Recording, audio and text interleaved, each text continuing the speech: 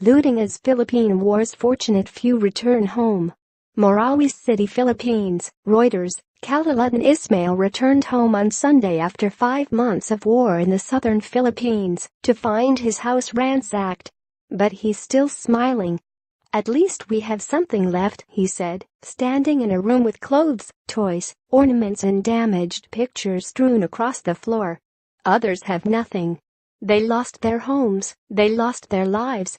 Ismail, 44, the imam of a nearby mosque, considers himself one of the luckiest people in Marawi. The city was devastated by more than 150 days of battles between government forces and pro-Islamic State militants that killed more than 1,100 people and displaced some 350,000. His house is in Marawi's safe zone, an area long abandoned by residents but untouched by unrelenting shelling and military airstrikes that have all but flattened the city's commercial heart, destroying thousands of homes, shops and vehicles. 6 days after troops killed the last remaining rebels, Ismail was among about 4,000 people allowed to return to their homes on Sunday in Marawi's Basak Malatlat area. Many like him have discovered their houses were looted and left in disarray. "I opened the door, and I was shocked, but I'm still happy to be home," he said.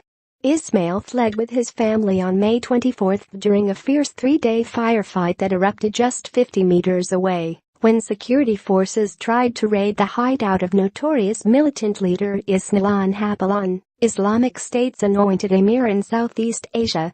Hapilon escaped, then issued a call to arms to hundreds of insurgents to initiate their planned takeover of Marawi. It sparked the Philippines' biggest urban battle in recent history, and fears that Islamic State's extremist agenda had gained a foothold in the south of the mainly Catholic country. There were scenes of joy and chaos as a convoy of returning residents poured into Marawi to a cacophony of horns and whistles, jamming what only a few hours earlier were deserted streets. Armed police at checkpoints cross-checked documents and pictures of each passengers from the 712 families to guard against possible infiltration by militants.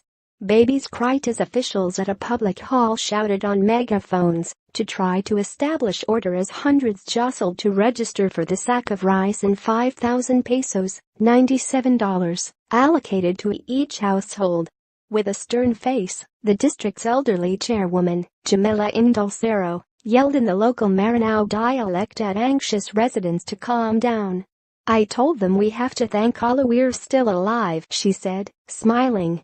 Some 6,500 families are due to return this week in a phased repatriation, a fraction of the 77,000 that fled to evacuation camps or nearby towns. Many face a lengthy wait for vast swathes of Marawi to be rebuilt. Retired government employee Matormer Goling, 72, came home to find jewelry, money, furniture, and antiques had been stolen. He said he feared he would have starved or been killed had he stayed behind. "We felt the ground trembling from the airstrikes. We didn't know if the army could protect us," said Goling, wearing sunglasses and a white skull cap. "If you don't believe in their ideology, ISIS sees you as the enemy," he said, referring to Islamic State. He was among many people who said they understood that the military had to destroy the city to save it. Narita Mana's 3-story house was leveled by an airstrike, but she's thankful she's alive. The office clerk and single mother of 6 will now live at her sister's home, from which she fled in May as troops outside battled hooded, black-clad gunmen who helped the escape of Hapilon. The rebel commander was subsequently killed in a military operation 13 days ago. "My home was destroyed, but I don't blame the military. They had a job to do," she said. "I have nothing left, but to us, every day is a happy one now."